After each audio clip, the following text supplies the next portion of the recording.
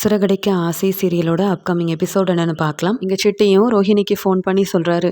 Rohini madam, நீங்க சொன்ன மாதிரி உங்ககிட்ட பணத்தை வாங்கணும்னு நினைக்கிற அந்த பிஏ தினேஷை நான் ஏதாவது செய்யணும்னா சீக்கிரமா முத்து மொபைல்ல இருக்க அந்த வீடியோ ஆதாரத்தை நீங்க எனக்கு அனுப்பியே ஆகணும் அப்படின்னு சொன்ன உடனே இங்க ரோஹிணியும் நானும் அதுக்காக தான் நான் முயற்சி செஞ்சுட்டு இருக்கேன். ஆனாலும் முத்துவோட மொபைல்ல எடுக்க முடியுன்ற நம்பிக்கை எனக்கு இல்லை.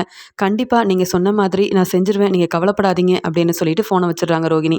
இங்க ரோஹிணியும் எப்படியாவது முத்துவோட ஃபோனை எடுத்துடணும், அதன் மூலமா அங்க என்னதான் அப்படி ஒரு வீடியோ இருக்கு, இந்த சத்யா தான் பணம் எடுத்துட்டு போனா அப்படின்ற வீடியோ ஆதாரத்தை மட்டும் நம்ம சிட்டிக்கிட்டையும் வீட்டில் உள்ளவங்க எல்லார்கிட்டையுமே காட்டிட்டோன்னா அதுக்கப்புறமா நம்மளுக்கு பிரச்சனையே இருக்காது. இந்த மீனா முத்து என் மேலே சந்தேகப்பட்டுக்கிட்டே இருக்காங்க, என்னை பற்றின உண்மையை கண்டுபிடிக்கணும்னு நினைக்கிறாங்க. அப்படி இருக்கும்போது இந்த ஆதாரத்தின் மூலமா சீக்கிரமாவே இந்த மீனாவை வீட்டை விட்டு வெளியில அனுப்பிடலாம் அப்படின்னு நினைக்கிறாங்க. ஏற்கனவே விஜயா ஆண்டிக்கு மீனானாலும் பிடிக்காது, மீனாவோட குடும்பத்தில் உள்ளவங்க யாரையுமே பிடிக்காது. அப்படி இருக்கும்போது இந்த சத்யா தான் அவங்களோட 1,00,000 ரூபா பணத்தை எடுத்துட்டு போனான்ற விஷயத்த எல்லார்கிட்டேயுமே நம்ம இந்த வீடியோ ஆதாரத்தோட நிரூபிச்சிட்டோம்னா கண்டிப்பா விஜயா ஆண்டி கோவத்துல மீனாவை வீட்டை விட்டு வெளியில அனுப்புவாங்க. மீனா இல்லாத வீட்டில் நானும் இருக்க மாட்டேன்னு சொல்லி இந்த முத்துவும் பின்னாடியே போயிடுவாரு. நமக்கு இனி இவங்க 2 பேரும் இந்த வீட்டில் இல்லைன்னா பிரச்சனையே இருக்காது அப்படின்னு சொல்லி யோசனை பண்ணிட்டு இருக்க ரோஹிணியும் எப்படியாவது மொபைலை எடுக்கணும் அப்படின்னு சொல்லி பார்த்துக்கிட்டே இருக்காங்க. இங்கே முத்துவும் நல்லா தூங்கிட்டே இருக்காரு. எப்படியாவது முத்து தூங்கிட்டு இருக்கும்போது அவருக்கு தெரியாமல் மொபைலை எடுத்துடணும் அப்படின்னு நினைக்கிறாங்க. ஆனால் முத்து சரியான சமயத்தில் எந்திரிச்சு ஃபோனில் என்ன ஏதுன்னு பார்த்துட்ருக்காரு. உடனே இங்கே போய் மறைஞ்சிக்கிறாங்க ரோஹிணி. அதுக்கப்புறமா முத்து ரொம்ப லேட் ஆயிடுச்சு, சவாரிக்கு கிளம்பணும்னு சொல்லி அங்கே தயாராகிறதுக்காக உள்ளே போகிறாரு. உடனே அங்கே வந்த ரோஹிணியும் இங்கே முத்து இல்லை, மீனாவும் கிச்சனில் வேலை பார்த்துட்டு இருக்காங்க, மொபைல் எடுத்துட வேண்டியதான் அப்படின்னு நினச்சி முத்துவோட ஃபோனை எடுக்க போகும்போது அங்கே வந்துடுறாரு முத்து. இங்கே ரோஹிணி எப்போ பார்த்தாலும் முத்துவோட ஃபோன் எடுக்க போகிறதும் அப்புறம் யாரும் வந்துருவாங்களோன்னு அங்கேயும் இங்கேயும் பார்த்து ரொம்பவே பதட்டமாக இருக்கிறத இங்கே முத்து நோட் பண்ணுறாரு. அது மட்டும் இல்லாமல் எதுக்காக இந்த ரோஹிணி வேலைக்கு கிளம்பாமல் இப்படி என்னுடைய ஃபோன் பக்கத்துலேயே நின்றுட்டு இருக்காங்க, ஃபோனை எடுக்கிறதுக்காக முயற்சி செய்கிறாங்க, என் சத்தத்தை கேட்ட உடனே அங்கே தள்ளி போயிடுறாங்க, என்ன ஏதுன்னு ஒன்றுமே புரியலையே அப்படின்ற மாதிரி யோசனை பண்ணிக்கிட்டே இருக்காரு முத்து. ஏதோ ஒரு திட்டத்தோட தான் இந்த ரோஹிணி இப்படிலாம் செஞ்சிட்ருக்காங்க, என்ன ஏதுன்னு கண்டுபிடிச்சே ஆகணும் அப்படின்னு நினச்ச முத்துவும் அங்கே ரூமில் ஒளிஞ்சு நின்று பார்க்குறாரு. தன்னுடைய மொபைல் பக்கத்தில் இந்த ரோஹிணி போக வேண்டிய அவசியமே இல்லை. ஏதோ செய்யணும்னு நினைக்கிறாங்க இந்த ரோஹிணி, ஏதோ ஒரு திட்டம் போட்டுட்ருக்காங்க, கண்டிப்பாக கண்டுபிடிக்கணும்னு சொல்லிட்டு ரோஹிணி என்னெல்லாம் செய்கிறாங்கன்னு அந்த ரூம்குள்ளே ஒளிஞ்சு நின்று பார்த்துட்டு இருக்கும்போது தான் இங்கே ரோஹிணி முத்துவோட மொபைலை போய் எடுக்கிறாங்க. எடுத்தது மட்டும் இல்லாமல் யாரும் பார்க்குறாங்களா அப்படின்னு சுற்றி முற்றி பார்த்துட்டு அந்த மொபைலில் அப்படி என்ன தான் சத்யாவை பற்றின வீடியோ இருக்குன்னு பார்ப்போம்னு சொல்லிட்டு அங்கே முத்து இல்லைன்னு நினச்சிக்கிட்டு அது எல்லா வீடியோவையும் எடுத்து பார்க்க ஆரம்பிக்கிறாங்க. ஆனால் சத்யாவோட வீடியோன்னு அதில் எதுவுமே இல்லை. என்ன சத்யாவோட வீடியோ இருக்குன்னு இந்த சிட்டி சொன்னாரே, அப்படி இருக்கும்போது முத்துவோட மொபைலில் எந்த ஒரு வீடியோவும் இல்லையே அப்படின்னு சொல்லி ரொம்ப பதட்டமாக முத்து வரதுக்குள்ளே அந்த வீடியோவை எப்படியாவது எடுத்துடணும் அப்படின்னு சொல்லி பார்த்துக்கிட்டே இருக்காங்க ரோஹிணி. இங்கே ரோஹிணி அந்த வீடியோவை தேடிகிட்டே இருக்கும்போது ஒரு பக்கம் கிச்சன்ல இருந்து மீனா வந்துடுறாங்க, இன்னொரு பக்கம் ஒளிஞ்சுன்னு பார்த்துட்டு இருந்த முத்துவும் அங்கே வந்துடுறாங்க. வந்த வேகத்தில் இங்கே முத்து ரோஹிணியோட கையிலேருந்து தன்னுடைய மொபைலை வாங்கிட்டு, என்ன பார்லலம்மா, என்னத்தை தேடிட்டு இருந்தீங்க, நான் அப்பத்துலேருந்து உங்களை தான் கவனிச்சிட்டு இருந்தேன். ஆமாம், என் மொபைலை எடுக்கிறதுக்காக எதுக்கு இப்படி வந்து அங்கேயும் இங்கேயும் பார்த்துக்கிட்டு, எதுக்கு இந்த தேவையில்லாத ஒரு வேலை அப்படின்னு சொல்லி கேட்க, அதுக்குடனே ரோஹிணியும் இல்லை நான் சும்மா தான் பார்க்க வந்தேன், உங்கள் மொபைல்னு தான் தெரியும்ல, ஏதோ சும்மா பார்க்க வந்தேன், ஏன் முத்து உங்களோட மொபைலை நான் எடுத்து பார்க்கக்கூடாதா அப்படின்னு கேட்குறாங்க. அதுக்கு உடனே முத்துவும் அப்படி இல்லை, உங்கள் ரூம்குள்ளே நாங்கள் வந்து ரெஸ்ட் எடுக்க வந்தாலோ இல்லை உங்கள் ரூம்குள்ளே தெரியாமல் வந்துட்டா கூட நீங்களும் மனோஜும் அந்த பேச்சு பேசுவீங்க, அடுத்தவங்களோட ரூம்குள்ளே வரதுக்கு ஏதோ பர்மிஷன் எல்லாம் கேட்கணும்னு சொல்வீங்களே, அப்படி இருக்கும்போது என் மொபைல் எடுக்கிறதுக்கு நீங்கள் எந்த பர்மிஷனையும் கேட்கலையே, யாரை கேட்டு என் மொபைல் எடுத்தீங்க அப்படின்னு சொல்லி பேச ஆரம்பிக்கிறாரு. அதுக்கு மீனாவும் அதானே, இந்த ரோஹிணி நாம் எதுவும் செஞ்சிட்டோன்னா அதில் ஒரு பெரிய குத்தத்தை கண்டுபிடிச்சி என்னெல்லாம் பேச்சு பேசுவாங்க, உங்களுக்கு பர்மிஷன் கேட்க முடியாதா, அடுத்தவங்களோட விஷயத்தில் தலையிடாதீங்க, இது என்னுடைய பொருள், எப்படி நீங்கள் எடுப்பீங்கன்னுட்டு இப்படி அப்படின்னு கேள்வி கேட்பாங்க. இப்போ எதுக்காக நீங்கள் என் வீட்டுக்காரரோட மொபைலெல்லாம் எடுத்தீங்க, அது மட்டும் இல்லாமல் நான் வரும்போதே பார்த்தேன், என் வீட்டுக்காரரோட மொபைலை எடுத்தது மட்டும் இல்லாமல் அதில் ஏதோ நீங்கள் தேடிட்டு இருந்தீங்க. ஆமாம் ரோஹிணி, உண்மையை சொல்லுங்கள், நீங்கள் காரணம் இல்லாமல் எதுவும் செய்ய மாட்டீங்க, இந்த மொபைலில் ஏதாவது ஒரு தேவைக்காக தான் எடுத்தீங்களா, இல்லை ஏதாவது உண்மையை கண்டுபிடிக்கணும்னு எடுத்தீங்களா அப்படின்னு இங்கே மீனாவும் கேட்க திருன்னு முழிக்கிறாங்க ரோகிணி. என்ன பதில் சொல்லன்னு தெரியல. யாருக்கும் தெரியாமல் அந்த வீடியோவை சிட்டிக்கிட்ட அனுப்பிடலாம், வீட்டில் உள்ள எல்லார்கிட்டையுமே காட்டிடலான்னு பார்த்தா இந்த வீடியோ மூலமாக நானே வசமாக மாட்டிப்பேன் போலையே அப்படின்னு சொல்லி பதில் பேசாமல் நிற்கிறாங்க. வீட்டில் உள்ள எல்லாருமே அங்கே வந்துடுறாங்க. அங்கே வந்த ஸ்ருதியும் ஆமாம் ரோஹிணி, நீங்கள் இப்படி யாருடைய மொபைலையும் எடுத்து பார்க்குற ஆளெல்லாம் கிடையாதே, அது மட்டும் இல்லாமல் உங்கள் திங்ஸையும் யாரையும் எடுக்க விட மாட்டீங்க. அப்படி இருக்கும்போது நீங்கள் எதுக்கு முத்துவோட ஃபோன் எடுத்தீங்க? கண்டிப்பாக ஏதோ ஒரு காரணம் இருக்குது. உங்கள் முகத்தை பார்த்தாலே தெரியுது ஏதோ ஒரு விஷயத்த நீங்கள் மறைக்கிறீங்கன்னுட்டு. உண்மையை நீங்கள் சொல்லி தான் ஆகணும். அப்படி முத்துவோட மொபைலில் எதை தேடிட்டு இருந்தீங்க? எந்த விஷயத்த கண்டுபிடிக்கணும்னு சொல்லி யாருக்கும் தெரியாமல் முத்துவோட மொபைல் எடுத்தீங்க? எதுக்கு ஃபோனை எடுத்தீங்க? அப்படின்னு இங்கே ஸ்ருதியும் கேள்வி கேட்குறாங்க. எந்த உண்மையை சொல்கிறது? வீடியோ ஆதாரம் இருந்தால் கூட பரவாயில்ல. இந்த வீடியோவை தான் தேடினேன். இந்த வீடியோ மூலமாக மீனாவோட தம்பி இவ்வளோ பெரிய தப்பு பண்ணியிருக்காங்கன்னு சொல்லி நிரூபித்து என் மேலே தப்பே இல்லைன்னு நான் ஏதாவது சொல்லி சமாளிக்கலாம். ஆனால் முத்துவோட மொபைலில் அப்படி சிட்டி சொன்ன மாதிரி எந்த ஒரு வீடியோவும் இல்லையே. நான் என்ன உண்மையை சொல்கிறது? நான் சொன்னாலும் யாரும் நம்ப மாட்டாங்க. முத்து உடனே நான் தான் பொய் சொல்கிறேன்னு வீட்டில் உள்ள எல்லாரையும் நம்ப வச்சு என் மேலே தான் தப்பு இருக்குது அப்படி இப்படின்னு பேசிடுவாரே. கண்டிப்பாக விஜயா ஆண்டி மட்டும் இல்லாமல் இங்கே அண்ணாமலை அங்கிளும் என்னை சந்தேகப்படுவாங்க, திட்ட ஆரம்பிச்சிருவாங்களே, என்ன சொல்ல அப்படின்னு சொல்லி யோசனை பண்ணிகிட்டு இருக்காங்க. இன்னொரு பக்கம் இங்கே வீட்டுக்கு போன சத்யாவும் ஒழுங்காக அங்கே இங்கேன்னு சிட்டி கூட சேர்ந்து வேலைக்கெல்லாம் போகாமல் ஒழுங்காக உட்காந்து படிச்சிட்ருக்காரு. இதை பார்க்கும்போது மீனாவோட அம்மா சீதான்னு எல்லாருமே ரொம்ப சந்தோஷப்படுறாங்க. உடனே மீனாவோட அம்மா சொல்கிறாங்க, இங்கே என் பொண்ணு மீனாவுக்கு அந்த சிட்டியால் பெரிய பிரச்சனைன்னு வந்ததுக்கு அப்புறமா தான் இது எல்லாத்தையுமே புரிஞ்சுக்கிட்டு உண்மையெல்லாம் தெரிஞ்சுக்கிட்டு சத்யா திருந்தி ஒழுங்காக படிக்க ஆரம்பிச்சிருக்கான். இந்த சத்யா முன்னாடியே எந்த ஒரு தப்பும் செய்யாமல் சிட்டி கூட செய்யாமல் ஒழுங்காக வீட்டில் இருந்து நல்லபடியாக படிக்கணும்னு அவன் நினச்சிருந்தானா இங்கே மீனாவுக்கும் இப்படி எதுவும் நடந்திருக்காது. மாப்பிள்ளையும் இங்கே சத்யா மேலே கோவப்பட்டிருக்க மாட்டார். நம்ம குடும்பத்தில் உள்ள எல்லாருமே ஒத்துமையாக இருந்திருக்கலாம். எந்த விதமான பிரச்சனையும் வந்திருக்காது. ஏன் சத்யா, இப்பயாவது புரிஞ்சுக்கிட்டல உன் மேலே தான் தப்பு இருக்குன்னுட்டு. பேசாமல் முத்து மாப்பிள்ளைகிட்ட போய் பேசு, மன்னிப்பு கேளு. முத்து மாப்பிள்ளையால் தான் உன் அக்கா அந்த வீட்டில் நல்லா வாழ்ந்துட்டுருக்கா. அப்படி இருக்கும்போது நீ பண்ணது தப்புன்னு தெரிஞ்சாச்சு. அதனால மாப்பிள்ளை கிட்ட மன்னிப்பு கேட்குறது ஒன்றும் தப்பு இல்லையே சத்யா. நீ அதனால் பேசாமல் அக்கா வீட்டுக்கு போ. நீ மட்டும் மன்னிப்பு கேட்டேன்னு வையேன், முத்து மாப்பிள்ளை எதை பற்றியுமே யோசிக்காமல் உன்னை மன்னிச்சிருவாரு. மறுபடியும் நீயும் அவர்கிட்ட நல்லபடியாக பேச ஆரம்பிக்கலாம். உன் அக்காவும் ரொம்ப சந்தோஷப்படுவா. நீயும் முத்து மாப்பிள்ளையும் பேசி எப்பயும் போல் சந்தோஷமாக இருக்க மாட்டிங்களான்னு உன் அக்கா தினம் தினம் யோசனை பண்ணிகிட்ருக்கா. ரொம்பவே வருத்தப்பட்டுட்ருக்கா. டே சத்யா, நீ திருந்திட்டல்ல. அது மட்டும் இல்லாமல் நீ திருந்தின விஷயம் முத்து மாப்பிள்ளைக்கும் தெரியும். அவர்கிட்ட போய் மன்னிப்பு கேட்டு எப்பயும் போல் மாப்பிள்ளைக்கிட்ட நல்ல பேர் வாங்கு. எப்பயும் போல் சந்தோஷமாக பேச ஆரம்பிடா. அதுதான் நமக்கும் நல்லது, நம்ம குடும்பத்துக்கும் நல்லது. உன் அக்கா ரொம்ப சந்தோஷமாக அந்த வீட்டில் இருக்கானா அதுக்கு முழு காரணமே முத்து மாப்பிள்ளை மட்டும்தான். நீ அவரோட நல்ல மனசை புரிஞ்சுக்கிட்டு மறுபடியும் மாப்பிள்ளைக்கிட்ட போய் மன்னிப்பு கேட்கணும் அப்படின்னு சொல்கிறாங்க மீனாவோட அம்மா. அதுக்கு சத்யாவும் மீனாவோட அம்மா கிட்ட, அழாதம்மா, அதான் நான் திருந்திட்டேன்ல, இனி சிட்டி பக்கமே போகக்கூடாதுன்னு முடிவெடுத்து நான் பாட்டுக்கு நீ நினச்ச மாதிரி நல்லா படிக்கிறேன்லம்மா. கண்டிப்பாக என் படிப்பை வச்சு நான் ஒரு நல்ல வேலைக்கு போவேன். நம்ம குடும்பத்தையும் நல்லா பார்த்துப்பேன். இத்தனை நாள் அந்த சிட்டி கிட்ட வந்து வேலை செஞ்சது பணத்துக்காகமா. ஆனால் அவனுடைய குணத்தை பற்றி நான் ஒன்றுமே புரிஞ்சிக்காமல் போயிட்டேன். ஆனால் அக்காவுக்கே சிட்டி மூலமாக இவ்வளோ பிரச்சனை வரும்னு நான் எதிர்பார்க்கவே இல்லை. எனக்கு என் அக்கா, மாமா, நம்ம குடும்பம் தாம்மா முக்கியம். அந்த சிட்டி எனக்கு வேண்டவே வேண்டாம். அவன் பக்கம் நான் போக போகிறதும் இல்லை. இனி அவன்கிட்ட நான் வேலை பார்க்க போகிறதும் இல்லைன்னு சிட்டிக்கிட்டேயே சொல்லிட்டேன். என்னை பற்றி நீ கவலைப்படாதம்மா. நான் படித்து பெரிய வேலைக்கு போய் நம்ம குடும்பத்தை காப்பாற்றுவேன். அது மட்டும் இல்லாமல் நீ சொன்ன மாதிரியே அக்காவோட வீட்டுக்கு போயிட்டு நான் முத்து மாமா கிட்ட மனசார மன்னிப்பு கேட்குறேன். நான் செஞ்சது எல்லாமே பெரிய தப்பு தான். என்னை மன்னிச்சிருங்கன்னு சொன்னால் கண்டிப்பாக மாமாவும் என்னை ஏற்றுப்பார். அவரோட குணம் எனக்கு நல்லாவே தெரியுமா. நான் அப்படி மன்னிப்பு கேட்டால் மீனா அக்காவும் ரொம்ப சந்தோஷப்படுவா. எனக்கு அது தெரியும் அப்படின்னு சொல்லிட்டு இங்கே வந்து விஜயாவோட வீட்டுக்கு சத்யா வரதுக்காகவும் இந்த மீனா கிட்டேயும் முத்துக்கிட்டேயும் பேசுகிறதுக்காகவும் சத்யா வர அவங்க அம்மா கிட்ட வந்து ஒத்துக்கிறாரு. அது மட்டும் இல்லாமல் சத்யா தன்னுடைய படிப்பை படித்து முடிச்சுட்டு அங்கே காலேஜுக்கு கிளம்புறதுக்கு முன்னாடி மீனாவை பார்க்கறதுக்காக முத்துவோட வீட்டுக்கும் கிளம்பி வராரு. இங்கே வீட்டில் ரோஹிணி எதுக்கு தன்னுடைய மொபைலை எடுத்தாங்க அப்படின்னு கேள்வி கேட்டு இங்கே ஒரு பெரிய பிரச்சனை போயிட்டுருக்கு. ரோஹிணி பதில் பேச முடியாமல் நிற்கிறாங்க. அங்கே வந்த மனோஜும் முத்துக்கிட்ட, ஆமாம், இது பெரிய ஃபோனு, இதை ரோஹிணி எடுத்தான்னுட்டு நீயும் இந்த மீனாவும் கேள்விக்கு மேலே கேள்வி கேட்டுட்ருக்கீங்களா? ஏ ரோஹிணி, உனக்காக நான் எத்தனை ஃபோனை ரொம்ப விலை கொடுத்து வாங்கி கொடுத்துருக்கேன். அதை விட்டுட்டு நீ எதுக்கு இந்த ஃபோனெல்லாம் எடுத்துகிட்ருக்க அப்படின்னு கேட்குறாரு. ஆனால் இங்கே என்ன சொல்லன்னு தெரியாமல் ரோஹிணி நின்றுட்டுருக்காங்க. அந்த சமயம் காலேஜுக்கு கிளம்புன சத்யாவும் அக்காவையும் மாமாவையும் பார்த்துட்டு போகலாம் அப்படின்னு சொல்லிட்டு முத்துவோட வீட்டுக்கு கிளம்பி வராங்க. இதை எதிர்பார்க்காத ரோஹிணி அங்கே வீட்டுக்குள்ளே சத்யா வரதை பார்த்து பேரதிர்ச்சி அடைகிறாங்க. ஏற்கனவே சிட்டிக்கிட்ட நான் நிறைய கடன் வாங்கி வச்சுருக்கேன்ற விஷயம் சத்யாவுக்கு நல்லாவே தெரிஞ்சிருக்கு. அப்படி இருக்கும்போது இங்கே வேற பெரிய பிரச்சனை போயிட்டுருக்கு.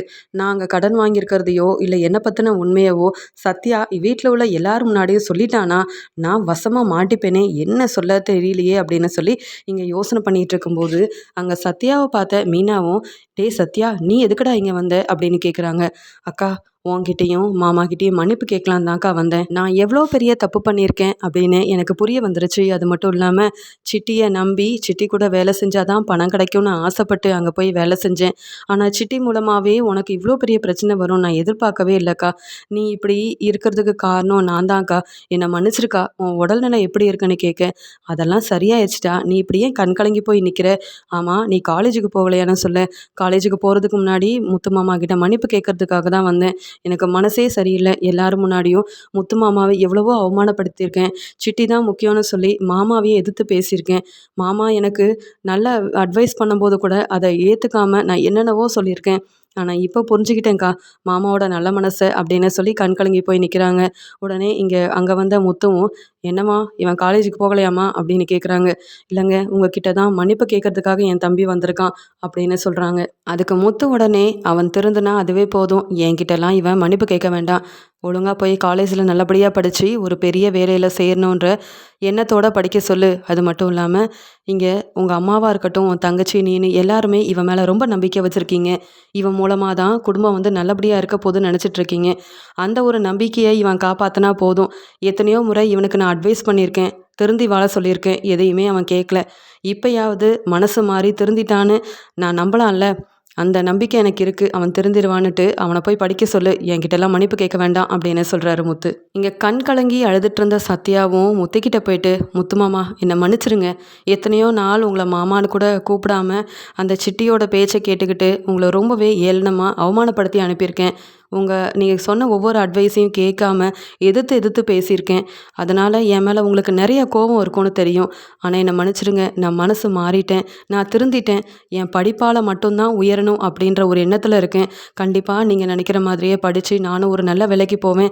என் குடும்பத்துக்காக நானும் நல்லா சம்பாதிப்பேன் மாமா. என்னை மன்னிச்சிருங்க மாமா அப்படின்னு சொல்லி முத்துவை பார்த்து கண் கலங்கி அழ ஆரம்பிக்கிறாரு சத்யா. இது எல்லாத்தையுமே பார்த்துட்டு இருந்த அண்ணாமலை, இந்த சத்யா ஏதோ ஒரு தப்பு பண்ணியிருந்தான்னு அடிக்கடி முத்து சொல்லிட்டு இருந்தான். அதனால தான் சத்யா மனசு மாறி முத்துக்கிட்ட மன்னிப்பெல்லாம் கேட்குறான் போல அப்படின்னு பார்த்துட்ருக்காங்க. ஆனால் விஜயா, ஏய் மீனா, என்ன உன் தம்பி எதுக்காக வந்திருக்கான்? எதுக்கு தேவையில்லாமல் இங்கே அழுதுட்ருக்கானா அப்படின்னு சொல்லும்போது, அத்தை அதெல்லாம் ஒன்றும் இல்லை அத்தை அப்படின்னு சொல்லி சமாளிக்கிறாங்க. அதுக்கு உடனே ரோஹிணியும், எனக்கு தெரியும் இந்த சத்யா எதுக்கு வந்திருக்கான், எதுக்கு முத்துக்கிட்ட அழுதுட்ருக்கான்னுட்டு. நான் சொல்லட்டுமா மீனா அப்படின்னு கேட்குறாங்க. இங்கே மீனாவுக்கும் முத்துவுக்கும் ஒன்றுமே புரியல. என்ன, நம்ம தம்பி என்னவோ செஞ்ச தப்புக்காக என் வீட்டுக்காரர்கிட்ட மன்னிப்பு கேட்க வந்தா, இந்த ரோஹிணி என்னவோ இப்படி அப்படின்னு பேசிகிட்டு இருக்காங்க, ஏதோ ஒரு உண்மை தெரிஞ்ச மாதிரி பேசுகிறாங்களே அப்படின்னு நினச்சிட்டு இங்கே மீனாவும் ரோஹிணி கிட்ட, ஆமாம் நீங்கள் என்ன சொல்ல வரீங்க? எந்த உண்மை உங்களுக்கு தெரிஞ்ச மாதிரி பேசுகிறீங்களே? ஆமாம் சொல்லுங்கள் பார்ப்போம் அப்படின்னு கேட்குறாங்க. இங்கே முத்து ரொம்ப கோபமாக ரோஹிணியை பார்த்து முறைக்க ஆரம்பிக்கிறாரு. உடனே ரோஹிணியும், என்ன முத்து என்னையே பார்த்துட்ருக்கீங்க? ஏன் அந்த சத்யா என்னெல்லாம் செஞ்சான்னு உங்களுக்கு தெரியாதா என்ன? நீங்கள் கூட எல்லாத்தையுமே வீடியோ ஆதாரமாக உங்கள் மொபைலில் வச்சுருந்தீங்கள, அதான் அந்த உண்மையை சொல்கிறதுக்காக தான் இப்போ நான் பேச ஆரம்பித்தேன் அப்படின்னு சொல்கிறாங்க. எங்கள் முத்துவுக்கு நல்லாவே தெரியுது, வீடியோ ஆதாரனாவே அந்த எங்கள் அம்மாவோட 1,00,000 பணத்தை சத்யா எடுத்துகிட்டு போன வீடியோவை தான் நான் வச்சுருந்தேன். அப்போ இந்த ரோஹிணிக்கு இந்த வீடியோவை பற்றி தெரியுதுன்னா எப்படி இந்த வீடியோவை பற்றி தெரிய வந்தது? இவங்க எதுக்காக இப்போ இந்த விஷயத்த சொல்ல வராங்க அப்படின்ற மாதிரி முத்து பார்த்துக்கிட்டே இருக்காரு. உடனே ரோஹிணி விஜயா கிட்ட, ஆண்டி நீங்கள் இந்த மீனாவையும் முத்துவையும் நம்பின வரைக்கும் போதும், இனி நம்பவே நம்பாதீங்க. இந்த முத்து எவ்வளோ பெரிய உண்மையை வீட்டில் உள்ள எல்லார்கிட்டையும் மறைச்சிருக்காரு தெரியுமா? மீனா குடும்பத்தை காப்பாற்றுறதுக்காக சத்யா செஞ்ச எல்லா வேலையுமே சொல்லாமல் மறைச்சிருக்காரு. அதாவது நீங்கள் ஏற்கனவே ஏதோ ஒரு விஷயமா 1,00,000 பணத்தை எடுத்துகிட்டு வெளியில் போகும்போது யாரும் அந்த பணத்தை எடுத்துகிட்டு போயிட்டாங்க, அந்த பணத்தை காணோன்னு சொல்லி ரொம்ப ஃபீல் பண்ணிட்டு இருந்தீங்கல்ல, அதான் 2-3 மாதத்துக்கு முன்னாடி பணம் கிடச்சிருச்சுன்னு சொல்லி முத்து கூட 1,00,000 பணத்தை கொண்டு கொடுத்தாரே, அந்த பணத்தை யாருக்கும் தெரியாமல் எடுத்துகிட்டு போனது வேற யாரும் இல்லை, இந்த மீனாவோட தம்பி சத்யா தான். அதுக்குண்டான ஆதாரம் வீடியோவை கூட இங்கே முத்து தன்னுடைய ஃபோனில் தான் வச்சுருந்துருக்காரு. ஆனால் இப்போ அது இல்லை. ஆனால் இதெல்லாம் உண்மையா இல்லையான்னு நீங்களே முத்துக்கிட்ட கேளுங்க. அப்படி இல்லைன்னா இந்த சத்யா கிட்டேயே கேளுங்க. சத்யா திருந்த போகிறதே இல்லை. மறுபடியும் மறுபடியும் இப்படிப்பட்ட வேலையவே தான் செஞ்சிட்ருக்க போகிறான். ஏதோ மனசு மாறிட்டேன்னு சொல்லி இப்போ முத்துக்கிட்ட மன்னிப்பு கேட்டு பெரிய நாடகத்தை போட்டுட்ருக்கான். யாரும் நம்பாதீங்க. அந்த 1,00,000 பணத்தை யாருக்கும் தெரியாமல் எடுத்துகிட்டு போனது இந்த சத்யா மட்டும்தான். அது மட்டும் இல்லாமல் நீங்கள் மீனாவோட குடும்பத்தை ஏளனமாக பேசி எல்லாரும் முன்னாடி அவமானப்படுத்துனீங்கல்ல, அதனால தான் உங்களை ஏதாவது செய்யணும்னு தான் இந்த சத்யா அப்படி செஞ்சுருக்கான். நான் சொன்னதெல்லாம் பொய்யின்னா நீங்களே இந்த சத்யா கிட்ட கேளுங்களேன் அப்படின்னு சொல்ல, உடனே விஜயா, ஏய் மீனா என்னடி உன் தம்பி தான் அப்போ என் பணத்தெல்லாம் எடுத்துகிட்டு போனதா, அந்த 1,00,000 பணம் காணோன்னு நான் எவ்வளோ வேதனைப்பட்டேன். அப்போ உன் தம்பி தான் இதெல்லாம் எடுத்துகிட்டு போயிருக்கான். அப்போ இந்த விஷயம் உனக்கும் தெரியும்ல அப்படின்னு கேட்குறாங்க. இங்கே மீனா ஒன்றுமே தெரியாமல் திரு திருன்னு முழிக்கிறாங்க. டேய் சத்யா என்னடா இங்கே இந்த ரோஹிணி என்னென்னவோ சொல்கிறாங்க. இதை கேட்டு எங்கள் அத்தையும் கேள்விக்கு மேலே கேள்வி கேட்குறாங்களே. ஆமாம் எங்கள் அத்தையோட பணத்தை நீ தான் எடுத்துகிட்டு போனியாடா அப்படின்னு கேட்கும்போது இங்கே முத்துவும் அதெல்லாம் ஒன்றும் இல்லை அப்படின்னு சொல்லி சமாளிக்க பார்க்குறாரு. ஆனால் சத்யா பதில் பேச முடியாமல் தலை குனிஞ்சு நிற்கும்போது உடனே ரோஹிணி சொல்கிறாங்க, அதான் சத்யா நான் எடுக்கல அப்படின்னு தைரியமாக சொல்லாமல் தலை குனிஞ்சு இருக்கும்போதே தெரியலையா அந்த பணத்தை இங்கே சத்யா தான் எடுத்துகிட்டு போயிருக்கான்னுட்டு. இந்த முத்து சொல்கிறது எல்லாமே போய் மீனாவோட தம்பியை காப்பாற்றுறதுக்காகவும் மீனா குடும்பத்துக்கு எந்த அவமானமும் வரக்கூடாதுன்றதுக்காகவும் இந்த உண்மையெல்லாம் மறைக்கிறாங்க. எனக்கு நல்லாவே தெரியும் அப்படின்னு சொல்லி இங்கே சத்யாவை ரொம்பவே ஏளனமாக பேசி அவமானப்படுத்தி திட்ட ஆரம்பிக்கிறாங்க ரோகிணி. இங்கே முத்து இந்த விஷயம் வெளியில் வரக்கூடாதுன்னு சொல்லிட்டு எவ்வளவோ பொய் சொல்லி மறைக்கிறாரு. ஆனால் ரோஹிணி இல்லவே இல்லை எனக்கு நல்லா தெரியும் அப்படின்னு எல்லார் முன்னாடியும் சொன்னதை கேட்டு விஜயா சத்யாவை திட்ட ஆரம்பிக்கிறாங்க. இந்த சத்யா வீட்டுக்கு வரும்போதெல்லாம் எனக்கு தெரியும் இப்படி தான் ஏதாவது வேலையை செய்வான்னுட்டு. அதனால தான் இந்த மீனா குடும்பத்திலேருந்து யார் வந்தாலும் நான் கண்டுக்கவும் மாட்டேன். அவங்க இந்த வீட்டுக்கு வரவே கூடாதுன்னு நினைப்பேன். ஆனால் என் வீட்டுக்காரர் தான் இது எதையுமே புரிஞ்சுக்காம இந்த தகுதியே இல்லாத குடும்பத்திலேருந்து பொண்ணு எடுத்திருக்காங்க. பார்த்தீங்களா என் பணத்தை எடுத்தது இந்த சத்யாவாம். உண்மையை சொல்லாமல் எப்படி நிற்கிறான்னு பாருங்க. இப்போ எதுக்காக வீட்டுக்கு வந்திருக்கான்னு தெரியலையே. என் முத்து இந்த உண்மையெல்லாம் தெரிஞ்சிருந்தோம் நீ எதுக்காக மறைச்ச, ஏன் இந்த உண்மையை சொல்லலை அப்படின்னு விஜயா மட்டும் இல்லாமல் மனோஜும் கேள்விக்கு மேலே கேள்வி கேட்குறாங்க. இங்கே முத்து பதில் சொல்ல முடியாமல் தலை குனிஞ்சிருக்காரு. அப்போ தான் சத்யா யோசிக்கிறாங்க, நான் செஞ்ச வேலையால் பாவம் இங்கே முத்து மாமா எந்த தப்புமே பண்ணாமல் எனக்காக தலை குனிஞ்சு அவமானப்பட்டு நிற்கிறாரே அப்படின்னு நினச்சிட்டு உடனே சத்யா பேச ஆரம்பிக்கிறாரு. ஏன் ரோஹிணி நீங்கள் இந்த வீட்டு பொண்ணு தானே? ஆமாம் நான் தான் பணத்தை எடுத்தேன்ற விஷயம் உங்களுக்கு எப்படி தெரியும்? யார் உங்களுக்கு சொன்னது அப்படின்னு கேட்குறாங்க. அதுக்கு ரோஹிணி பதில் பேசாமல் நிற்கிறாங்க. பதில் பேச முடியாது ரோஹிணி உங்களுக்கு. ஏன்னா இது எல்லாமே சிட்டி போட்ட திட்டம்தான். சிட்டியால் தானே இப்படியெல்லாம் வந்து பேசிகிட்டு இருக்கீங்க. என் அக்காவையும் என் மாமாவையும் என்னையும் அவமானப்படுத்தணும் அப்படின்ற நோக்கத்தில் தானே இப்படிலாம் பேசிகிட்டு இருக்கீங்க. இப்போ சொல்கிறேன் அந்த பணத்தை நான் எடுக்கல. அதுக்குண்டான ஆதாரம் தான் காமிங்க பார்ப்போம் அப்படின்னு சொல்ல எந்த ஆதாரமும் இல்லாததால் ரோஹிணி பதில் பேச முடியாமல் நிற்கிறாங்க. ஆனால் இங்கே சத்யா எல்லார் முன்னாடியும் சொல்கிறாரு, நீங்கள் ஆதாரத்தை காட்டவே முடியாது ரோஹிணி. ஆனால் உங்களை பற்றின ஆதாரம் எல்லாமே என்கிட்ட இருக்குது. இப்போ அது எல்லாத்தையும் காட்டுவா அப்படின்னு சொல்ல அதுக்கு மனோஜும் என்னடா என்ன ஆதாரத்தை நீ காட்ட போகிற அப்படின்னு சொல்கிறாங்க. அதுக்கு உடனே சத்யாவும் உங்கள் மனைவி ரோஹிணி சிட்டிக்கிட்ட 2 லட்சம் 3 லட்சம் 5 லட்சம்னுட்டு எவ்வளவோ பணத்தை வாங்கியிருக்காங்க. இந்த விஷயம் வீட்டில் உள்ள எல்லாருக்கும் தெரியுமா? அந்த விஷயம் தெரியாதுன்னு எனக்கு நல்லாவே தெரியும். ஆனாலும் இத்தனை நாள் நான் சிட்டிக்கிட்ட வேலை செஞ்சுட்டு இருந்ததால் அங்கே வர கஸ்டமருடைய எந்த ஒரு விவரத்தையும் வெளியில் சொல்லக்கூடாதுன்னு தான் அமைதியாக இருந்தேன். இப்போ அந்த சிட்டியை விட்டு நான் வெளியில் வந்துட்டேன். இனி எனக்கு எந்த பிரச்சனையும் கிடையாது. உங்கள் வீட்டில் இருக்க உங்கள் மருமக ரோஹிணி வீட்டுக்கே தெரியாமல் சிட்டிக்கிட்ட வந்து அப்பப்போ நிறைய பணத்தை கடனாக வாங்கிட்டு போயிருக்காங்க. அந்த பணத்தை என்ன செஞ்சாங்கன்னாவது உங்களுக்கு தெரியுமா? இல்லை கடன் வாங்கின விஷயம் உங்களுக்கு தெரியுமா அப்படின்னு மனோஜ் கிட்டையும் விஜயா கிட்டையும் சத்யா கேள்விக்கு மேலே கேள்வி கேட்குறாரு. இங்கே ரோஹிணிக்கு மேற்கொண்டு பதில் பேச முடியல. இப்படி நடக்கும்னு நான் எதிர்பார்க்கவே இல்லை.